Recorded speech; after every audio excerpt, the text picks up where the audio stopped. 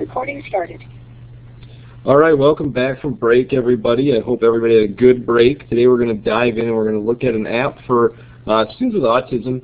That's a group that primarily uses it. It's an app called iPrompts. iPrompts is a picture-based prompting app. It costs $39.99, so it's fairly expensive.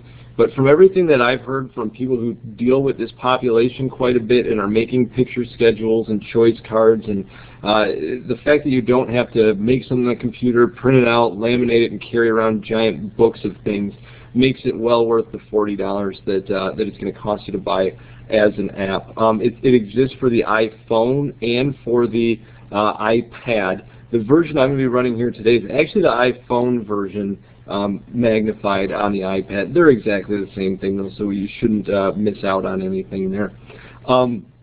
They say, you know, again, it's primarily used by students who are autistic. It's here. I'll open up and show you where iPrompts is there. But it can also be used well for kids with Down syndrome, apraxia. You're not seeing that? Oh, no, I am. Okay. For Down syndrome, apraxia, and also, you know, kids with ADHD that might even need more structure. iPrompts is a tool that that can be used well there. So let's open it up and take a look at iPrompts. And iPrompts turned sideways on me here. Let's try it. Oops, I don't need the schedule just yet. Let's get that back here. Okay, so I'm going to go back out to schedules. If you look at iPrompts, you got 5 choices across the bottom, and whatever you kind of choose to start with is going to be what shows up right away. So schedules is kind of the beginning interface for me. That's what I was working in last. That's what's going to come up with next. So this is a real simple component to use. You can create schedules for the student's day here. This might be what something looks like if we go to midday, and you'll see it's got an image associated with text next to it. So maybe for midday here, what this student would do is he would color, then pick up toys, have a drink, eat a snack, clean up dishes, and then take a nap. And they can see that all in sequence in pictures on their iPad. Now if you turn the iPad sideways, and we'll see if it does this for us, you're seeing it kind of upside down and sideways here, but we can take it and they can scroll across and see the different things that they need to be able to do throughout the day. So I'm going to bring it back to the upright level so that we can see that a little bit better. So it's very simple to edit these. If you go back to schedules, you can see if you hit the add button, that allows you, the add button up at the top here, that allows you to create a new schedule. You can have as many schedules as will fit on your iPad here, so you can have different schedules for different students on here. If we wanted, once the schedule has been made, if we wanted to add something, let's say at the very end, after taking a nap, maybe they need to make their bed. Maybe that's the next step.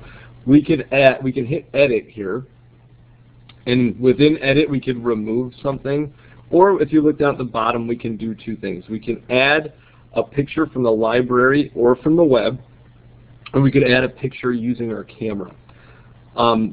I am not going to take a picture of making up a bed here. I'm going to hit add library, add a library or web pic, and so then we would click up here where the search bar is, and we would type in what we want done. And I have right now my library selected, so we'll see if they search in the library. Oops, actually the web was selected, so it's searching the web images for making the bed. So we'll take a look there, and this is what it found on the web, so we could choose what we want, or what we like best. If the student works well with, you know, cartoon images, we could use that. If they work better with more realistic pictures, we can use those. I will just use this one here, so I'll tap that and I'll hit save, and then I have to hit save again at this point to save this to my library. And in this caption I will type make your bed and then hit save. And now if we scroll down, we should see after taking a nap, make your bed is there. So it's really easy to add those things. As I had said before, I was looking at web pictures. If you hit my library, you can look within the library. I doubt there's something in this library for making your bed, but we'll check anyway. Oops, I didn't want to find it for me. But that was our schedule. That kind of shows how that works. Pretty simple, pretty easy to make, quick to make. It's going to be a tool that's going to be very helpful for those folks that have been making manual schedules for quite a while for students. And again, you can all save it on your iPad. It's not going to be something where you're carrying around books of schedules for individual students. So that's one piece.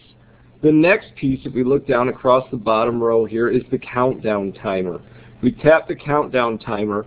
What you do here is you would choose a picture of what the student needs to be doing, and then you can set the time for how long that student needs to be doing that. And so then the student has a visual of what they need to be doing and how much longer they have on that task.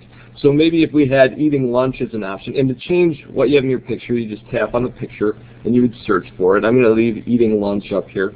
And then to set the timer, you would go up to the top where it says set timer, and you can set it in anything from, you know, minute increments up through hours. So if I just set our timer for 1 minute and hit done, it should have. Well, let's set it for 2 minutes and see if that makes a difference. There we go. So now it's counting down. I'm not sure why it didn't work on 1 minute there, but we can see it has the large visual countdown as well as this green box kind of going down. I think when it gets halfway or when it gets within 10 seconds or something, it turns red as well to show you you're nearing the end. So that's the second piece to this. If we look at the third piece while this is still going on here, I'm going to make sure that I have my audio on so that you can hear this when it goes off. But we will switch to something else. I'm going to hit choices. Choices is the next piece where we can add and where we can kind of make images for these individuals. And what I have here is I have choices between what they want to have for snack, what they want to do for playtime. We can make choices for anything. This works a lot like schedules. Here if we hit our fruit snack, we would see here, here's our choices. This works great with kids that are nonverbal. You can present them with 3 choices for a fruit snack. And there you saw it go back at a minute. At halfway it dinged and it flipped automatically back over to our timer. Let's go back to choices. We want them to make a choice. If they choose, if they go in here, they can look at this. If we flip it sideways again, it's going to look funky on your screen because it's going to go up and down. When a student taps on their choice, you will see that it grays out the other choices and makes it clear what the student chose. So we'll bring it back. Now we have 30 seconds left on our timer. If we hit, here I'll show you other choices that we did. Playtime. On playtime we could do trucks or puzzles, or if we hit edit, we can maybe say we want to do another toy. We can hit add a library or web pick, and let's say, let's look in our library and say board game and see if that's in there. Oop, need to spell it correctly. And there's the end of there's board game. I'll tap that, I'll hit save. It shows us our time is up. On our timer, we'll go back to choices, and now we have 3 choices for playtime: trucks, puzzles, or board games there. Again, we can make as many of these as we want. It's really easy to do this. We can pull in web pics. We can take pics with our own camera on the iPad or the iPhone. And we can customize this to our students' wants or likes here as well. The one thing we can't do, you saw when I pulled up board games on our library that was already there. If you're pulling a picture from a library that already exists, you cannot change the caption on it. So you have to stick with the caption that it has. For most of them, that's not a big deal. For some, it might be an issue. But if you're pulling something in from the web or a camera that you take a picture with, then you can create your own caption for that. So that's choices. Let's see. The other thing here, library, this just shows you all the library, all the objects that are built into the library. If you find something on the web that you like, you can hit edit, you can add a new category here, and you can pull images in and save them into your library.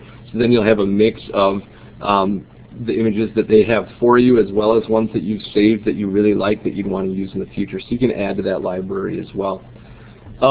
The other thing down at the bottom here is video prompts. What this video prompts does is if we tap on this, it shows us different social scenarios and how students are supposed to act in that arena. Now the downside to this is you see at the top it says free sample. That usually means that you have to pay for other things. And each one of these you would have to pay separately for those on top of the $40 that you would pay for the app itself. So that can be kind of a downside to it. So again, the positives to this, it's great for on the go. If you have kids, if you have students that would need something like this and you're constantly on the go, you don't want to be lugging around schedules or timers or choice cards, this gives you the opportunity to do that on the go. It saves a lot of paper and it saves a lot of time in designing, printing, and laminating.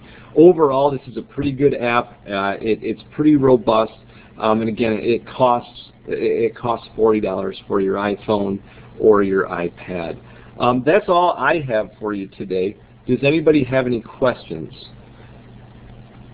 And I will tell you, while we're waiting to see if you have any questions, we will be changing kind of the day that we do these. So starting next week, we're going to be doing them on Tuesday afternoons at 3 o'clock.